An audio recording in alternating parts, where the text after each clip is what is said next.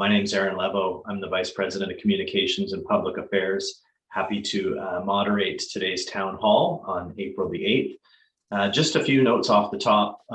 We have a very packed agenda, as has been the case in the last several town halls. We want to try and get to have time for questions, so we'll move swiftly through the content. You may note as well that you can ask questions throughout the webinar using the Q&A function. Please try to use the Q&A function. Our experts on the town hall today can actually type answers into questions, and you can view those as they're answered as we go through. It's often a great way for us to address questions and trying to get to as many as possible while we have this level of content. So please use the Q&A function, do so throughout the webinar, and we'll answer questions at the end as well, and pause for celebrations.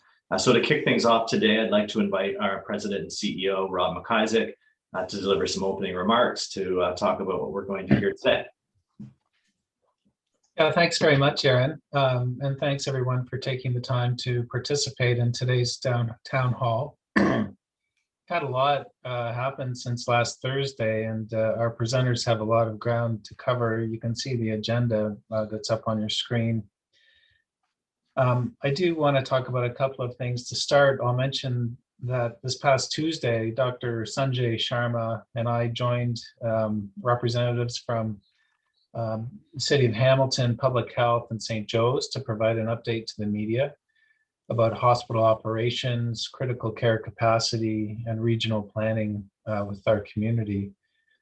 There's been extensive coverage of this briefing, and in particular, the impact to the city's hospitals. Critical care is under a lot of pressure, and we're seeing younger and sicker patients and multiple members of families struck down by COVID. I recently shared with you the news that the temporary structure plan for the parking lot adjacent to the Hamilton General Hospital on Wellington Street is moving forward. This is one of two mobile health clinics, two mobile health units in Ontario, which will be used to add more hospital capacity. The second one is located at Sunnybrook in Toronto. The Hamilton MHU will receive patients from across Ontario as needed. The current planning is for 80 beds. However, it could be expanded to as many as 100 beds. While the opening of the MHU, I think, is a prudent step, given the apparent challenges of the third wave, I'm really hopeful that public safety measures, including the just announced stay-at-home order and ongoing vaccine distribution, will turn the tide in the coming weeks. That said, the current projections and modeling and the numbers that we're seeing are very concerning. There have been 57 new COVID-related admissions to ICUs in Ontario in the past 24 hours alone. If that's sustained or if that increases, it represents an extraordinary challenge to our healthcare system. I want to emphasize again, we all need to take responsible actions individually and collectively to prevent overwhelming our healthcare system. Please, if you haven't already done so, get the vaccine as soon as possible. Go to the HHS website and register today. At local, regional, and provincial levels, we are participating in regular, in some cases daily, check-ins with our hospital partners to ensure that no one hospital is overburdened by the pandemic. Over the coming days and months, we may have to make some tough decisions to ensure we can meet the needs of the sickest patients presenting to us. That could include decisions around deferring care and how and when staff may be deployed or redeployed to the areas of greatest need. These decisions will be based on an ethical framework, and we will do our very best to ensure fairness across programs. The hospital has no choice but to ask all of you once again to bear down for what will be a difficult time in the coming weeks. It isn't fair, and it's pretty unreasonable given all that you've been through for the last year and more, but it's what our patients and our community need. I am profoundly grateful to everybody for your ongoing drive to meet the needs of our patients and to support one another. So thank you all very much for that. Aaron, back over to you. Thanks very much, Rob. Next up on the agenda, we're going to have an operational update. Unfortunately, Sharon Pearson couldn't attend with us today, but fortunately, we have Dr. Ralph Meyer, our Vice President of Oncology and Palliative Care, as well as the Regional VP for Cancer Care Ontario. Ralph's going to play the understudy role to Sharon and give today's operational update. So Ralph, over to you. Thank you, Aaron. On behalf of Sharon and myself, thank everyone for all of the hard work they're doing. It's extremely busy, and I think this slide illustrates the points that Rob was making and that Dominic will cover later. As of this morning, across HHS, there were 69 patients who were positive for COVID in our buildings, with 22 in the intensive care unit, equally split between the general and the Juravinski site. There are 2 outbreaks that are active at present, one at the Juravinski and one at St. Peter's. Both have their earliest expected closure dates the middle of next week. The pressures created by patients who are infected with COVID are affecting normal hospital flow at all of the adult sites, with issues associated with admissions to no beds and ambulance offload issues and significant issues with flow. Despite that, services are being maintained, and that's through all of the hard work that you're doing. We're continuing to address bed capacity for COVID, and the activity at the adult sites is marked at being at over 100% and shows the stress we're under. A lot of aspects related to provincial and interregional coordination for critical care and patients coming from the Greater Toronto area to our region and our hospitals, as well as going to London. We are being asked to develop additional ICU capacity, both at the general and the Juravinski. At the general, that is likely to affect the heart investigation unit and the PACU. At the Juravinski, it's likely to be associated with doubling up of beds in single ICU rooms. You will see more of that and hear more of that in the coming weeks. The region is both stressed by patients who are positive for COVID here, as well as taking in patients from east of us, and the provincial processes to try and keep everybody in Ontario safe are very active. I think folks are probably familiar with most of these principles. Many of you are living it, and can't thank you enough. Rob's touched on the mobile health unit, and I think the major message there is it is going ahead. The bullet points there outline many of the things that Rob has indicated, and not a whole lot to add to that other than it is advancing and is a serious undertaking. The satellite health facility, we're looking to open an additional floor next week. We ultimately hope to have a capacity of 90 beds, with St. Joe's having an additional 60 beds. We're below that capacity at present because of some IPAC standards and abilities to double up in rooms. So there is a hope that with the additional floor and the addressing of IPAC standards, that the full capacity aspects will be able to be met shortly. I think, Aaron, those are the big points associated with operations today, and if there's questions, we can come back to those. Awesome. Thanks very much, Ralph. Next up on our agenda today, we have an epidemiology update from Dr. Dominic Mertz, our Medical Director of Infection Prevention and Control. Dominic, over to you to walk us through where we're at in the pandemic as it sits today. Oh, thanks, Aaron.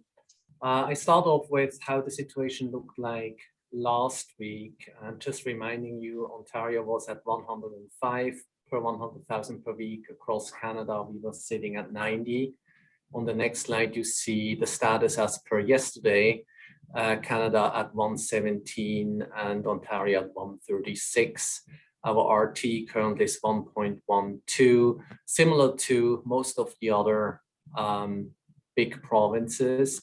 The one with the lowest rates now, other than the bubble, would be Manitoba here with 36, but again, picking up, it seems, at this point of time, but at much, much lower numbers. Highest incidence currently, again, in Alberta, which also has the highest RT. So the strongest dynamic, I would say, to further increase in case numbers. Next slide.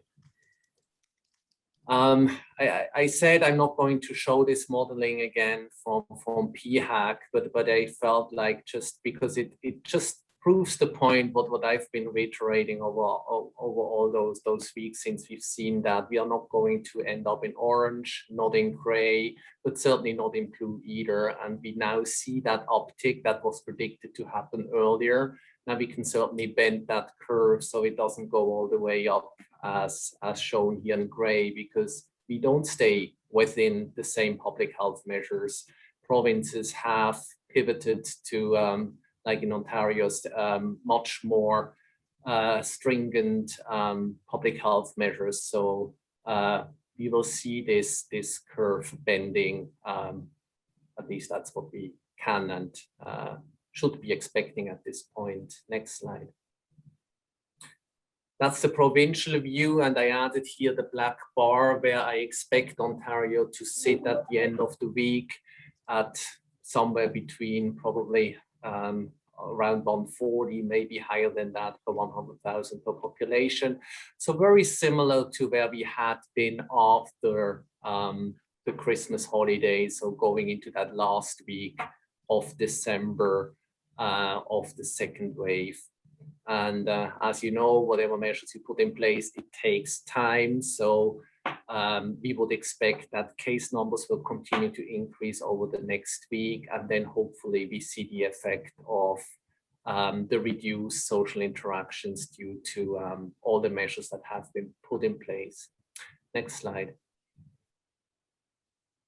That's the hospital capacity piece. And as already mentioned by both Rob and Ralph, the main issue we really have are the ICU beds. You see the dark red bars, which are higher than they've ever been in wave 2.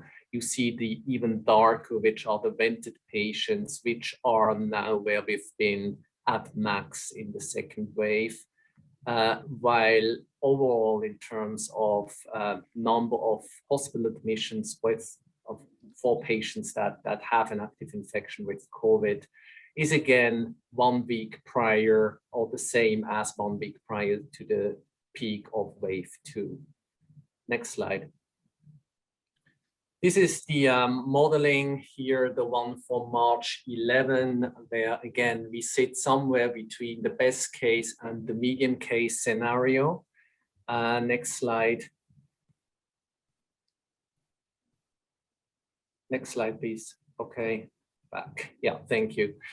This is the more recent modeling from last week, and we are pretty much following that red line here, not the dotted line, which would be no intervention. We are following the vaccination line, and just reminding you, the single most important piece here, whoever can get vaccinated, please get vaccinated. This will help us eventually to bend the third wave and to avoid any major further waves beyond that. Next slide. That's the ICU capacity or ICU bed need modeling. You see they expected us to be close to 600. That's where we are currently sitting at. And it will take a while until we see an effect on the ICU admissions, because it's even more delayed than your hospital admission data. So we need to see over the next week whether we can bend this curve, which is right now the most important one that we have to get a handle on, because once the hospital capacity cannot catch up anymore, we are in trouble, and we all know that. Next slide. The Hamilton view looks a little bit more optimistic with one caveat. It looked the same prior to our peak in wave 2, probably driven to some extent by people being less likely to get tested because of the holidays that we have had over the last week, maybe some other reasons, kids no longer going to school starting next week. So we may see a further drop in people who actually seek testing. So it might be an underestimation here. However, the good news is, I would say, we haven't seen a further increase over the last almost a week now. But again, it may just be that we have had a first peaklet, and then we will go up again as we've seen that in wave 2, or it may actually indicate that things are at least stabilizing. At this point, all I can say is let's wait and see and do our best to avoid the peak that we've seen after the holidays the last time in wave 2. Next slide. In terms of hospital admissions, again, over the last 4 weeks, we've been pretty stable around those 100 within the city. ICU, as you see at the bottom, again, we are well, as high as the week prior, which means as at the max that we've ever had in our ICUs. And you also see the darkest columns here increasing further. These are, again, the numbers of patients that are vented, which are currently at the all-time high within the city. Next slide. This is the scarcity modeling that public health presented for the first time a couple days ago, which is modeling that we've been looking at for weeks now, adjusting, et cetera, et cetera. And what you see here, next slide, please, will be revised again based on the fact that we are now in under a stay-at-home order, which will change the predictions that you see here. But what you can see is that the current prediction is pretty much in keeping with what we've been seeing, which is sort of something that may look like a plateau, but is not going to be the plateau. We will have to see, as I mentioned, what the next days and week or two will show us, whether we get to that peak and how high that peak will be, or whether it's going to be more of the best case scenario, which is the green line here, which would mean that we are pretty much at the max where we will be. We will have sort of pretty much a plateau over the next couple weeks, 3 weeks, and then hopefully slowly going down. But yeah, at this point, wait and see. Those models will be revised, will be shared weekly moving forward. So you will get regular updates either from public health or to the extent I'm allowed to share them here at this table. Next slide. Variants of concerns seem to remain relatively stable, currently at roughly 65%, always sort of a week delay in getting this data. So I would say as per last week. And Hamilton is sitting at around 55% of all our cases being VOCs, also relatively stable over the last week. Next slide. This is what we see in the province, hasn't changed significantly. It's first and foremost B117. Next slide. In Hamilton, all B117 to date of those that had been sequenced. Next slide. Now, changing gears here, Dr. Sarah Khan was expected to present, but she's unfortunately unavailable because of some clinical duties. So I will try to guide you through her slides here. This is what we promised over the last couple of weeks, to show you some more detailed data on our outbreaks. And what we are looking at here today is sequencing data from our Stravinsky multi-ward outbreaks from back in December. On this slide, you see the number of cases identified and sequenced, color-coded by ward. So you see blue at the very beginning was B3, Then we had green kicking in, and when you go to the next slide here, you see B3, then E3, which lasted for much longer, F5 that started later on here, and then eventually, next slide, E4, and then M2 at the very end. That's the next slide again. I will go through some of the more details here.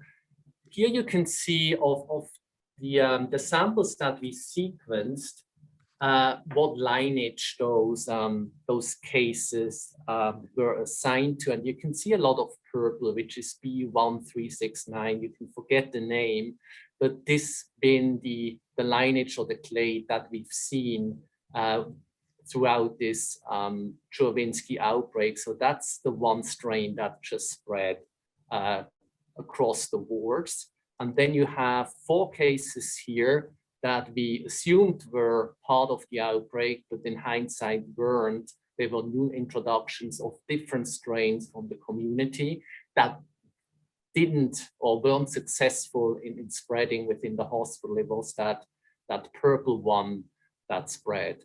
Next slide.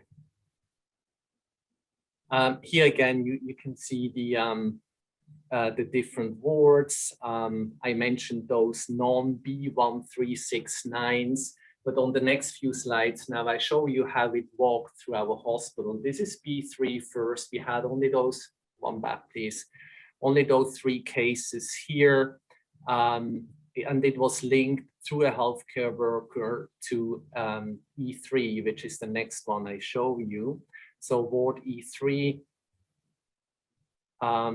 here you had a total of 9 cases, and again you can watch how it sort of walked through our ward, where we identified our patients. All 9 cases that we sequenced from there were the same strain. Next slide. And you also see the staff cases here that you wouldn't see, which peaked later than the patient cases, suggesting that other than the one staff who probably brought it onto E3, there was first patient and then staff cases identified. Next slide. Then E4, most likely due to patient transfers, how this strain made it onto E4. We actually declared the outbreak unnecessarily on the 10th, because in hindsight, we realized that one of those 2 cases were actually not linked. So it wasn't a transmission, was a isolated case that came in from the community, but we have many other cases. When you go through the next few slides here, again, seeing how it spread, and in particular within those multi-bedrooms. So here all then that one case in room 2 were again the same strain. We also had 6 staff cases, and here the cases of patients and staff occurred around the same time. Next slide. Then F5 here, you can again walk through the slides here. All but 2 cases here were the outbreak strain, and again those odd cases that were not part of the outbreak were actually those cases that triggered us to declare an outbreak. In hindsight, we were only an outbreak on December 6th. Well, no, actually later than that, because we wouldn't have had the extent of spread if we weren't assuming that those initial cases were actually part of the outbreak as well. And again, on the right-hand side, you see the staff cases, 3 in total here added. Next slide. And then finally, M2, where we only had 3 cases. 2 out of those 3 were related to the outbreak. The first case here as well was a single introduction that we assumed was part of the outbreak. In hindsight, wasn't. But the other 2 cases were linked to this multi-ward outbreak. Okay, trying to summarize that on the next slides, what the takeaways are. And I think there's nothing new here for you. It's just reinforcing what we kept telling people about all our outbreaks so far. So first of all, it certainly was not just different multiple importations. we did see spread, and we had one particular strain that was responsible for the vast majority of the nosocomial cases that we identified at the JH throughout December. It wasn't a VOC. The concern certainly was whether it might have been the UK variant, which, as you know, transmits much easier. So that was a concern, but wasn't the case. It's also reassuring that there's no airborne spread. I know many people are or were very concerned about that. But given that you had those spots across the unit, it much more suggests that there was a vector, and unfortunately, typically the vector then becomes staff members who may get infected at one place and bring it to the other place. We didn't have a typhoid Mary, so I think I want to make that very clear as well. Nobody is going to blame staff that they've been responsible for infecting dozens of patients. We didn't have any indication for that to happen at all. It's more like going back to all those micro breaches that have been discussed the last week, and probably one or the other staff that ended up infecting patients. Maybe a few would have infected multiple patients and other staff. But again, it's not that we had one person walking through the hospital and infected everyone, which again was one concern that had been discussed through all those outbreak calls that we have had. There's also no evidence that it's been shared equipment or a specific service that was responsible. And it's not a failure of PPE per se.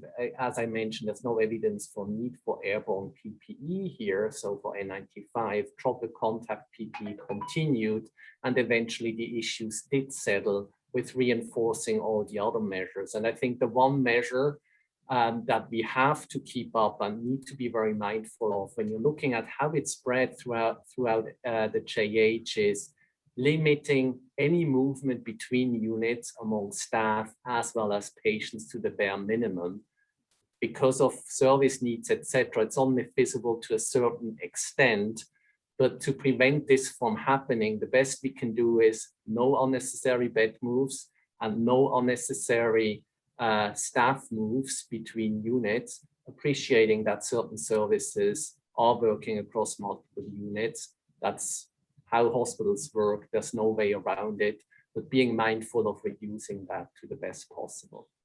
As you also know, we introduced eye protection during outbreaks, and now introduced eye protection on clinical units. The main reason for that is not because we've seen that it's going to necessarily prevent transmissions.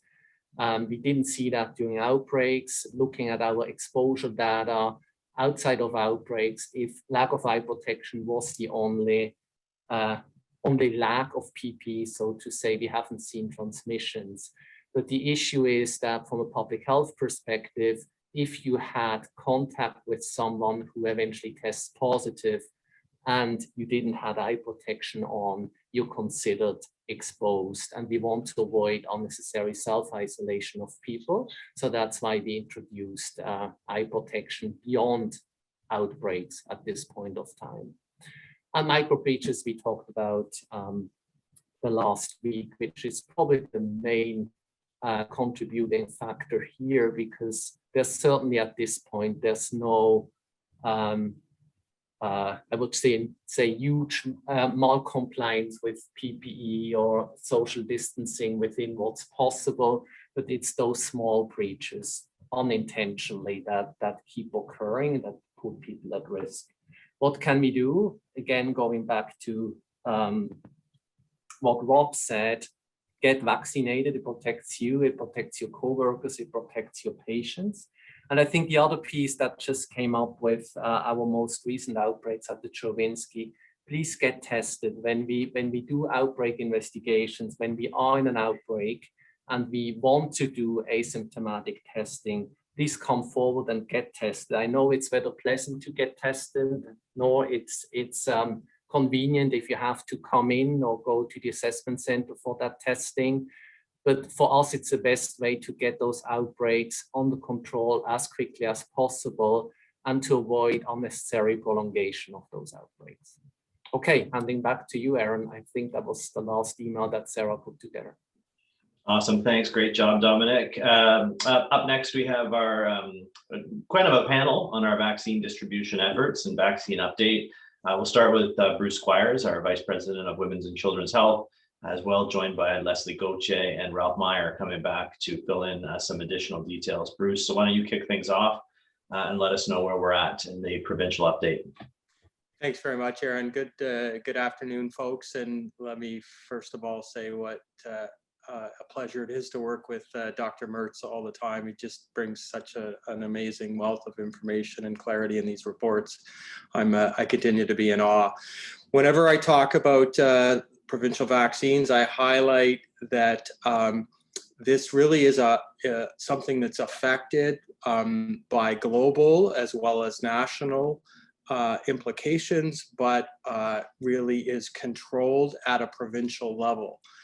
The provincial vaccine strategy has now moved into phase 2. That is primarily to date anchored in moving to the next age band. And we've jumped, last week I talked about being in the 70 plus, we're now vaccinating those over 60. And so that really is a big part of the approach. There are these other components that you see on the slides. And I'm going to ask Dr. Meyer will speak to us about individuals with health conditions. The province has also really targeted the notion of pointing at some high-risk community settings as well as hotspots within communities. And what we heard yesterday around hotspots was an increase or a decrease in the age focus for certain hotspots right down to 18 plus.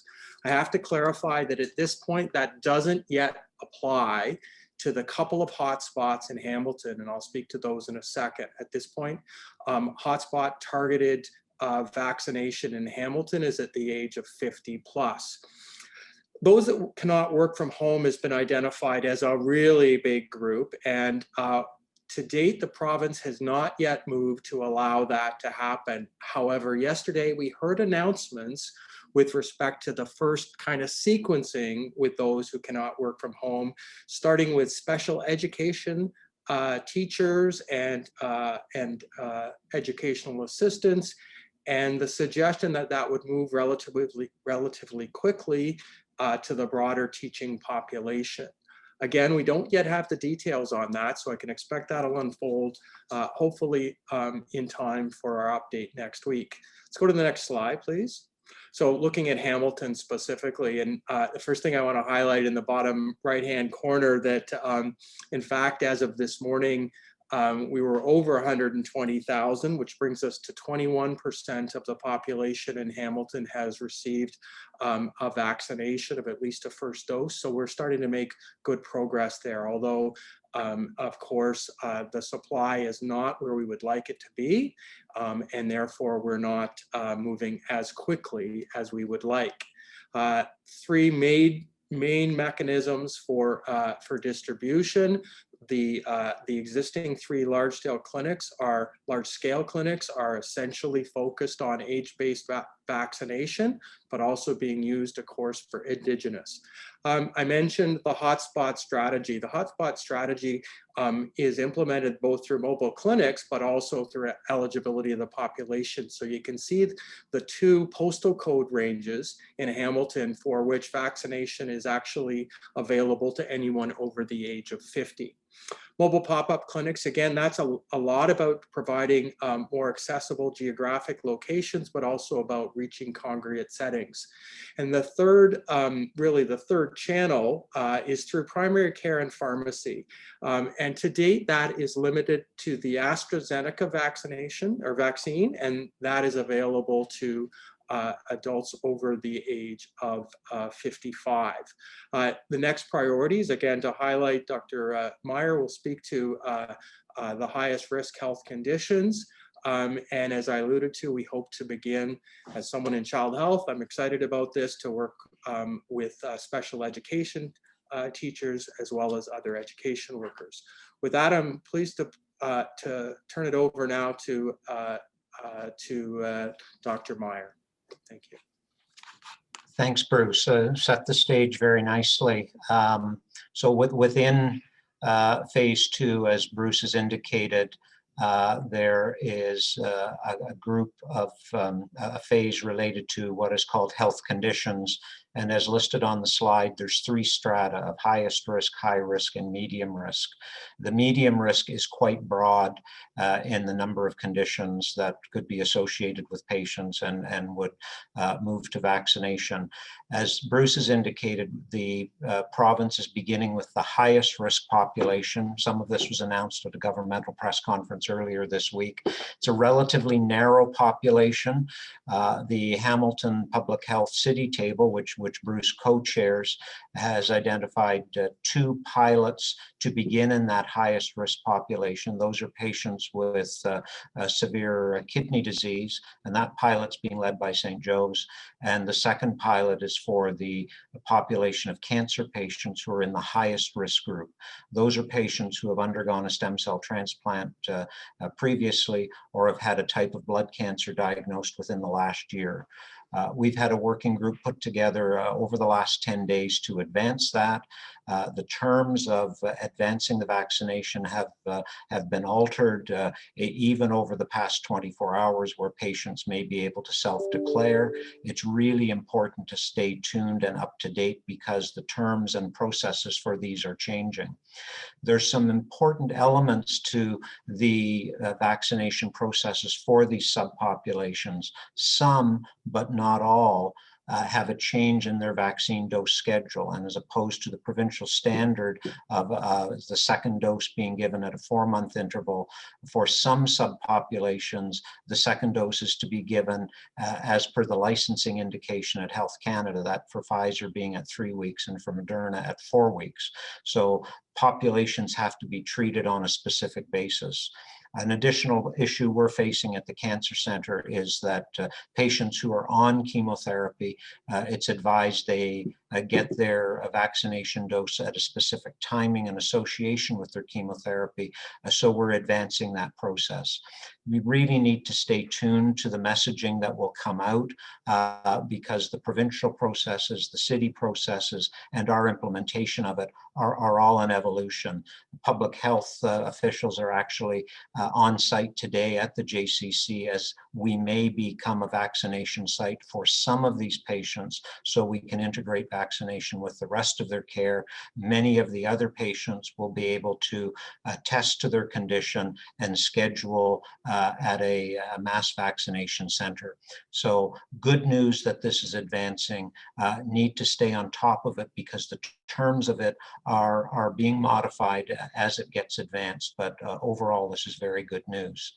This links, I think, to the next subject, which Les Gauthier is going to talk about, which is how we address the population at risk who are currently inpatient. So I'll turn it over to Les. Thanks, Ralph, and good afternoon, everyone. So I think people should be starting to see the picture that there are multiple vaccination strategies that are being directed by the province, rolling out through the governance of public health that impact people, society in general, and also our patients. So from an inpatient vaccine perspective, this work has been led by Sue Ann McAlpine from Pharmacy and Brenda St. Amand, working with public health.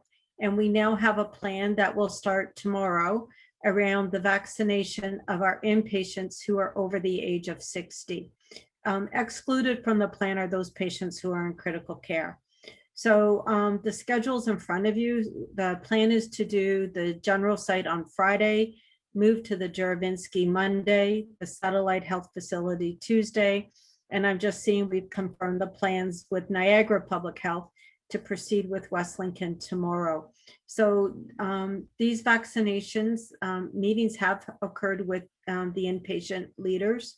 The plan will be to vaccinate these people by one of 2 mechanisms, either the teams using the medical directives, which are in place for regulated health professionals to identify patients to be vaccinated, And then if there are any questions or concerns that you would reach out to an MRP, there will be available an electronic order set for those patients for the MRPs to indicate and give the order. The ask of all the frontline teams is to ensure that we have signed consent ready and available for when these teams are going to swipe through the sites to complete the vaccinations. What's really important that everyone understands is this is a blitz, and the intent of the blitz is to get our inpatients greater than 60. We have a lot more work to do to figure out how to sustain this for the patients that are going to arrive tomorrow and the next day. And that work is ongoing. People, I think you can imagine, it's going to intersect. So we're going to have the vaccine strategies rolling out by ages, by specialized patient populations, by essential worker populations, and then an inpatient hospital strategy. So there's lots of different lasers being fired to try and ensure we do our very best to get as many people vaccinated as quickly and safely as possible. So lots more work to come on the inpatient vaccine. Just our ask is people are ready for the dates here as the team arrives. If I can have the next slide. This is Leslie's nagging reminders.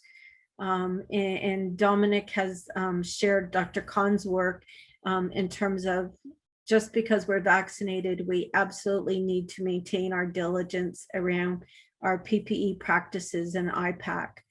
And we are labeling things as PPE fatigue. I've actually had some really good feedback from some of the teams that some of it's fatigue and some of it is just people not feeling comfortable being able to help your colleague to say, hey, did you realize your mask is below your nose? And they're really good questions and issues, and we encourage people to bring up those issues through CQI processes and their huddle boards, that you're out asking, how do we as a team make sure we are all doing our very best at all times around PPE practices, IPAC practices, addressing any questions people have about getting vaccinated.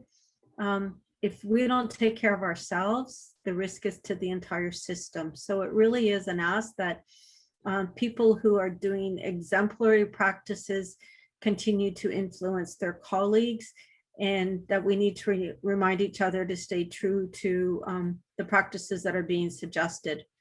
The last bullet there, and Dominic mentioned it earlier, that as of Tuesday, we have rolled out mandatory eye protection for all of our staff and physicians who are forward-facing patients in our clinical areas. So that was a change this week, and a big thank you on behalf of the PPE task force for people's adaptation to that new standard, and happy as people have any questions to answer. So I think I'm the end of the formal presenters, and I'm going to hand it back over to Aaron to facilitate questions. Thanks very much, Leslie. So just a reminder to everyone to please use the Q&A function. Everyone, many have been posing questions already throughout the course of today's town hall. You can also go and look in the answered tab in there at some of the answers that have been provided to those questions throughout the course of the town hall. Also, there are occasionally some comments posted in there, and those are kept as well. We kind of clear them out of the queue, but they are passed along to those that are most accountable for the area associated with your comments. So thank you for all of that. We'll try to get through some of these questions here in turn. I note first something about the temporary structure on Wellington. Maybe Kelly Campbell, you could comment a little bit on that. I know we've communicated out some details. Can you talk a bit about it's a go? When is it happening? What's still happening? What do you think the open date looks like? Yeah, thanks, Aaron. So it's a go, as we've communicated, and there is a little bit of information on the hub. It was just a go very late on Thursday before the Easter weekend, though. So the teams regrouped on Tuesday. Today's only Thursday, so the plans are quickly coming together. It's going to be later May by the time it's open. There's a fair amount of construction work just to get the MHU up, all the furniture and equipment in, as you can imagine. So that's the timeline we're looking at right now. Things will evolve over the course of our planning, and we'll certainly communicate more information as it's available. For sure. Thanks, Kelly. I know a few thematically similar questions about the issue of those with chronic conditions, how they'll get notified for their vaccination, what the process is. Bruce, can you give us a little bit of insight? What's the conversation at the planning table around next steps for those individuals? Yeah, thanks very much, Aaron. There were a number of questions there, and again, this is really being dictated by the province. So unfortunately, the crux of this answer is we understand the details on the process for notification and the mechanism for registration to be imminently coming to us from the province, but it has not yet come, and therefore that process does not yet exist, and we're not able to provide clarity. So as soon as we have that, we'll be doing the communication out to all of our teams. Just a couple of related questions. That does include, we had a question about transplants, is whether that would be an eligible condition. Transplant recipients are absolutely in the highest risk group. Question around timing of getting to other populations, 50 plus, then to 40 plus. Again, that really is a product of vaccine supply, and the extent to which the province has been able to give us a clear sight line multiple weeks in advance has been limited. So it's difficult to know whether we will or how far we will be in early May through the age bands. I can say, and this is positive news in a sense, with the move to 60 plus, we have available appointments at our clinic and at the other clinics occupied right through to the end of the month. Now, again, I'm hopeful that we will find a way where the province flows us some more vaccine, which then opens up the ability to open more appointments. There was a question about volunteering for shifts in the vaccine clinic. I'd urge everyone who has that kind of interest or otherwise to make sure they notify their manager who can help them with that process. See another one around staff who've received the first dose of the vaccine. We don't have a way to exactly know that number, but we believe that we are in excess of 75% across HHS of our staff and physicians who have received the vaccine. Question around vaccine passports. I'm gonna say that as it relates to some of our marginalized communities and to child and youth, I personally have a concern about that, but it's a very interesting conversation. And with that, Aaron, over to you. There is a question too about the subject of mandatory vaccination. Like, that's not something, have you heard any discussion about that at the provincial level? It's really not something that we could enforce. Yeah, and again, others may want to comment on that, but to this point, there has not been any discussion that I'm aware of at any level of detail around the notion of mandatory vaccination for the broader public population or even for individuals. Gotcha. Okay. Question here about PPE. Challenging for staff to do work with eye protection, especially if they wear eyeglasses. Is there a plan to get better eye protection? Leslie, I see you've come on screen. Would you like to address that question? Sure. So we recognize that there's people have challenges with glasses and face shields. There is in the information that was posted last week, a number of options available for staff to consider around eye protection, either protective glasses or face shields. I would like to say, if you as an individual have an individual issue that the supply is not resolving, go to your manager and work with our health, safety, and wellness specialists, and they will come and actually do an assessment with you to see if they can help fit you with what might be the best face shield or eye protection for the environment you're working in. They've been super, super helpful to go out and understand your glasses plus lighting and all of those kinds of things. So reach out to your manager, and health, safety, and wellness can come and help do a personalized assessment. Perfect. Thank you very much. Here, noting a couple additional questions, Bruce, about the high risk conditions piece. I'm not sure if you addressed them specifically. One about parents for children with high risk conditions. You know, they're functioning as caregivers Let's start with that one. I think there's another one here once you're done with that. Yeah, thanks very much, Aaron. Unfortunately, that again, as it relates to really anyone with high-risk conditions, the exact process hasn't yet been worked out. That does give me an opportunity to highlight that as well, though, that Dr. Jeff Pernica has been appointed to a provincial group really advising around the pediatric population and vaccines, which includes issues around their caregivers. So hope that that's going to lead to perhaps some targeted activities in that area. But right now, the answer to that is we do not know. You probably want me to answer the one around overflow line for unused vaccines, and I'll really point to that we are not having to discard vaccines. That is not something that has been happening. We do have a process for when there may be residual doses at the end of the day. Any wastage that has happened, which is very minimal, has been really related to what often happens in kind of pharmacy practices where there may be a challenge with a particular syringe. But all vaccines are being used. Perfect. Thanks very much, Bruce. I know there's still, so we still have a couple of questions there. I want to call those out and say that we'll get an answer. One about CQI processes. I know I see Dr. Smale is typing an answer to one as we speak, and another about mounting an immune response. So we'll try to get through that. But with 5 minutes left, I do want to leave at least a moment for celebrations, which for sure are an important part of recognizing one another throughout the pandemic, about calling out exceptional work. Pointing to things that have helped you to do your duties and to make it through. So for those that have a celebration, you can use the Q&A function not the Q&A, the chat function. Use the chat function to provide that, and I can read it out.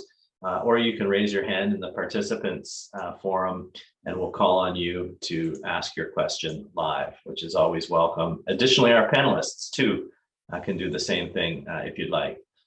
So I see here, would like to take a moment to acknowledge Brittany Roach, point of entry screener at West Lincoln Memorial Hospital, for her commitment to service excellence, as well as Sarah May, employee health nurse for both St. Peter's Hospital and West Lincoln Memorial Hospital, for being a great partner, providing timely and insightful information. So that's from Morgan Richardson. Thank you so much, Morgan, for making that shout out to both Brittany and to Sarah. All right, let me check our participants. No hands up there. No hands up from our panelists as of yet. Any additional shout outs? I know it takes a little bit of time sometimes to type something in to the forum, so we'll give it a minute just to make sure that everybody has an ample opportunity to congratulate, celebrate anyone that you'd like to recognize. From Joanna Zook, thank you to our organizational development team for a great leadership program kickoff this morning. Great stuff. Glad that that could take place. And thanks, Joanna, for drawing a line of sight to that. Okay, well, perhaps we'll leave it there with my thanks, and on behalf of the panelists, to everybody for participating. And thank you so much for making time. Oh, I see one more shout out here from Kirsten. I'm going to shout that out because we have a minute to do so. Recognizing our exceptional medical laboratory professionals who celebrate their National Professional Week starting April 11th. Important, very important stuff. That's a great one. Glad we could get that in. Again, okay, so we'll draw things to a conclusion there. Thank you to everyone for joining today. And we'll be back again next week. And until we are, please stay well, stay safe, and we'll speak to you then.